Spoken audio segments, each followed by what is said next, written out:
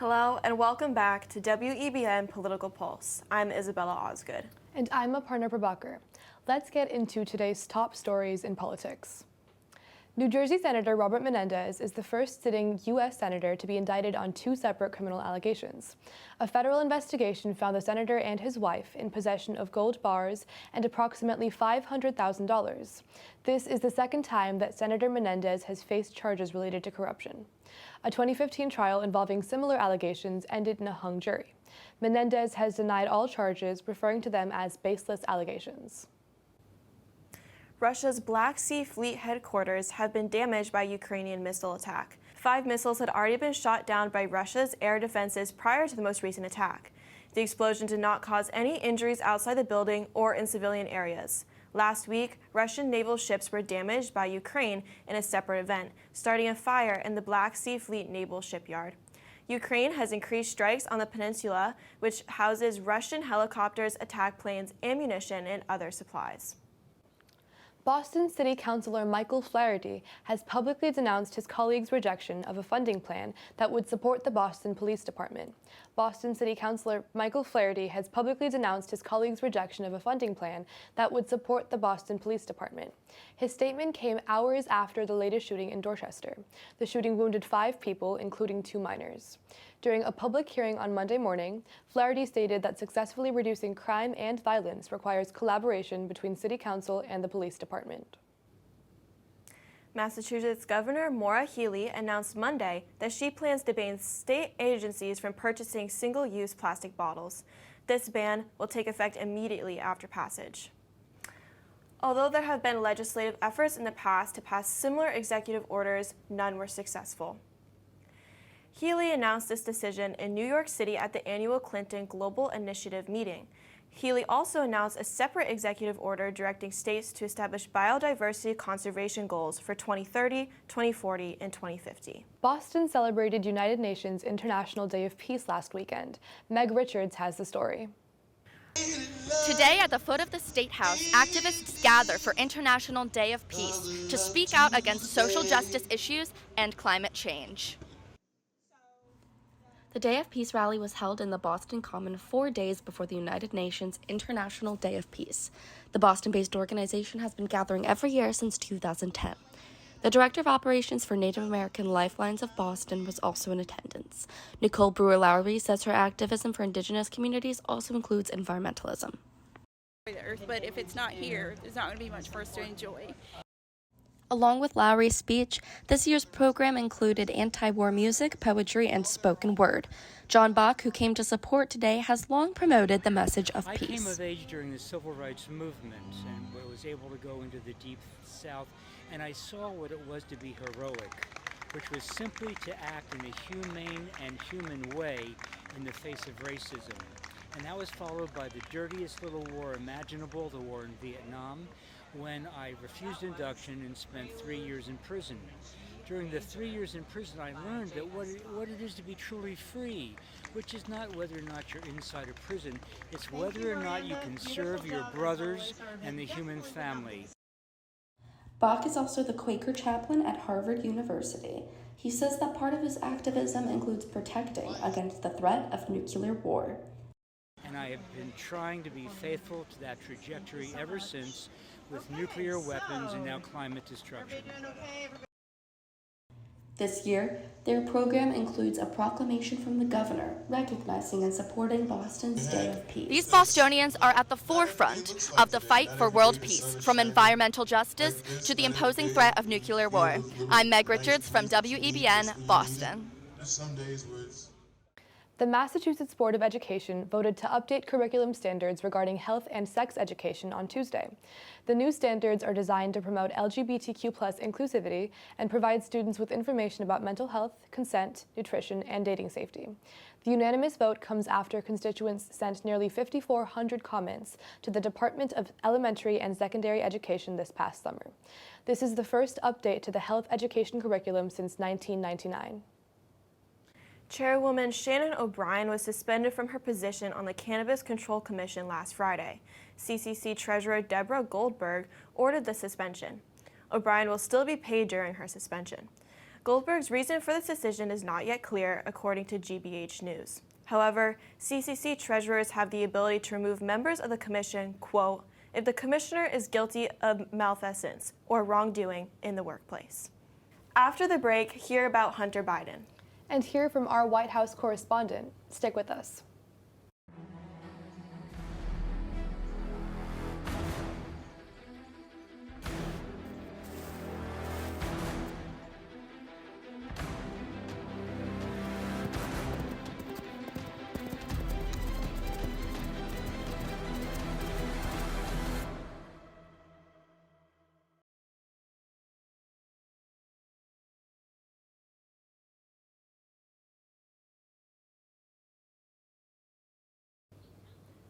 Welcome back to Political Pulse. Hunter Biden is expected to plead not guilty to 3 federal gun charges. The president's son was indicted on charges that he lied on a federal form stating he was drug-free when he purchased a revolver in October 2018. Additionally, Hunter Biden's request to appear in court via video conference was denied by a federal judge. Biden will appear in person in court on October 3rd in Delaware for his first hearing since late July, when a plea deal on criminal tax charges fell through after scrutiny from another judge. The Senate voted Wednesday to confirm General C.Q. Brown as the new chairman of the Joint Chiefs of Staff. Everyone objected to everything to get leverage for their pet priorities. It will grind this body to a halt. President Biden first nominated Brown months ago, but the vote was halted by Alabama Senator Tommy Tuberville. The senator has blocked over 300 military appointments to protest an abortion policy in effect at the Pentagon. Senate Majority Leader Chuck Schumer forced this and 2 other confirmation votes. The United Mobile Workers, or UAW, have entered their 8th day of strike. We invite and encourage everyone who supports our cause to join us on the picket line, from our friends and families all the way up to the President of the United States. They are asking for a 36% pay increase over the course of 4 years, as well as other demands. The UAW represents workers from car manufacturers like Chrysler, Ford, and GM. Picket lines are taking place in Ohio, Michigan, and Missouri, 3 states known for their car production. The strike has since expanded to include 38 locations in 20 states. UAW President Shawn Fain has invited President Biden and other Democrats to join the pickets and demonstrate their support for the working class. And now to DJ Maura for more on news on the White House. Thanks, Aparna. President Joe Biden addressed the 78th session of the United Nations General Assembly earlier this week. Biden urged worldwide support for Ukraine in its fight against Russian aggression. He also highlighted progress made on global health crises and pledged $6 billion towards this effort. The president reaffirmed the necessity of global peace and that nuclear arms treaties must be adhered to. Biden ended this speech with a call to make the world more just and free for future generations. As part of his schedule at the United Nations, President Biden met with Israeli Prime Minister Benjamin Netanyahu. This was their first meeting since Netanyahu returned to office last December. The leaders discussed pressing international issues such as relations between Israel and Saudi Arabia and blocking Iran from building nuclear weapons. Prior to their meeting, Biden voiced criticism of Netanyahu's attempt to reduce the power of Israel's Supreme Court and encouraged Netanyahu to maintain the possibility of creating a Palestinian state. This meeting was private, but Biden has since extended an official invitation for a formal White House meeting later this year.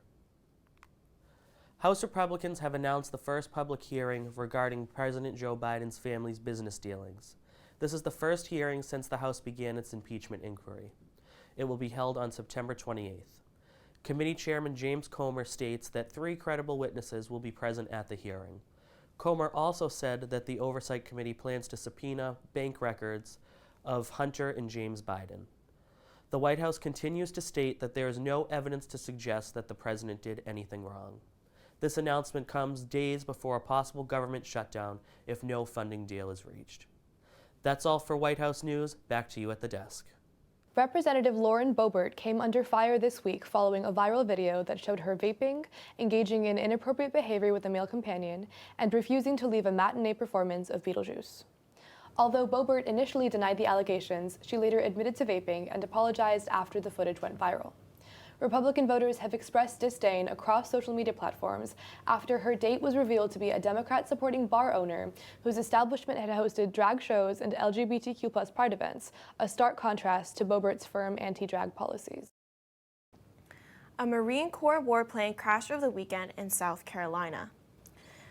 The pilot of the F-35B Joint Strike Fighter aircraft ejected after experiencing malfunctions, says AP News. The aircraft continued to fly for another 60 miles, causing the Marines to put out a search notice for the plane. The Marines are still investigating this mishap. The Biden administration announced a new funding plan that will provide $600 million to manufacture new at-home COVID-19 tests.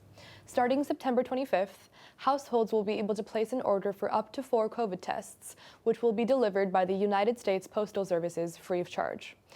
12 manufacturers will produce 200 million over-the-counter tests in addition to fulfilling online orders. This move comes in preparation for a winter surge in COVID cases, as health officials hope to reduce the spread of the virus.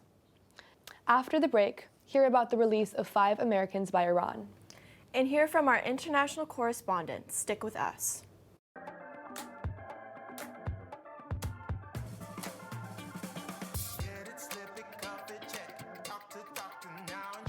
Get it, slip it, cuff it, check it. High blood pressure silently affects millions of Americans. Staying on top of your blood pressure is as simple as these 4 easy steps. Self-monitoring is power. Visit manageyourbp.org to learn more. Welcome back to Political Pulse. The U.S. agreed to clear sanction charges on 5 Iranian prisoners and unfreeze Iranian oil funds in exchange for the freedom of 5 imprisoned Americans. The oil funds came to a total of $6 million US. 2 of the 5 imprisoned Iranians returned home. 3 of them chose to stay in the U.S. The Americans were in Iran for over a year on various charges, and negotiations for their freedom lasted 2 years prior to its conclusion on Monday. And now to Sam Shipman for more on international news. Thanks, Aparna. Thousands are dead in Libya after Storm Daniel hit the city of Derna on September 11th. Torrential flooding broke through 2 poorly maintained dams, destroying parts of the city and surrounding areas. Citizens of Derna are protesting the military dictatorship of eastern Libya, led by Khalifa Haftar, for limiting humanitarian access to the city. The World Health Organization puts the current death toll near 4,000. Syrian President Bashar al-Assad visited China this Thursday for the first time since the start of Syria's 12-year civil war. China is aiming to present itself as a powerful force in the Middle East. Al-Assad hopes to gain international support to rebuild the country after over a decade of conflict, which has killed over 500,000 people. Investment from China could fund efforts to rebuild war-torn Syria. A CNN investigation found that Ukrainian special services could be behind a series of drone strikes in Sudan. These attacks are part of a bigger operation against paramilitary group Rapid Support Forces. It is believed they are receiving help from Wagner, a Russian mercenary group, to fight against the Sudanese army for control of the country. It is unconfirmed that the attacks are by Ukraine. However, 2 commercially available drones widely used by Ukrainians were involved in at least 8 of the strikes. That's all for international news. Back to you at the desk. Representatives from Azerbaijan and Armenia met yesterday to discuss the future of the long-disputed Nagorno-Karabakh region. The 2 sides were joined by Russian peacekeepers in the town of Jevlaks in Azerbaijan. We are not dealing with the paramilitaries, we are dealing with a real battle force on the ground that constitutes a major threat to the security of Azerbaijan, to the wider region. The meeting followed a successful military operation launched on Wednesday by Azerbaijani forces that resulted in 200 deaths, 10 of which were civilians. This victory poses a humanitarian concern for the thousands of displaced Armenians living in the region. Azerbaijani President Ilham Aliyev promised Wednesday to, quote, create a paradise for Armenians in Karabakh. Aliyev's administration stated that the meeting was held in a, quote, positive and constructive atmosphere, but there are no immediate results. Canada's Prime Minister Justin Trudeau repeated allegations that tie the Indian government with the assassination of a Canadian Sikh leader. There are credible reasons to believe that agents of the government of India were involved in the killing of a Canadian on Canadian soil. He first made the accusations on Monday and restated his concerns in New York on Thursday at the UN General Assembly. Hardeep Singh Nijjar was killed in British Columbia in June outside of a Sikh temple. Nijjar is considered a terrorist in his native country of India because of his dedication to creating an independent Sikh state. India has denied any connection to Nijjar's death and accused Canada of inciting violence against Indian diplomats. Iranian President Ebrahim Raisi made threats against U.S. officials in his speech at the United Nations General Assembly on Tuesday. Islamic Republic of Iran through the use of all tools and capacities in order to bring to justice the perpetrators and all those who had a hand in this government-sanctioned act of terror will not sit until that is done. The blood of the oppressed will not be forgotten. President Raisi called the 2020 killing of an Iranian general a terrorist act and threatened retaliation against those who ordered the attack. The assassination took place during the Trump administration in a targeted American drone strike. Iran retaliated almost immediately via ballistic missile. President Raisi's statement comes days after a prisoner swap between Iran and the U.S., in which Iran released 5 American prisoners in exchange for $6 billion of frozen Iranian oil funds. Britain's new online safety bill successfully passed in its last debate in Parliament on Tuesday. The law restricts content that promotes eating disorders, self-harm, and suicide towards child audiences.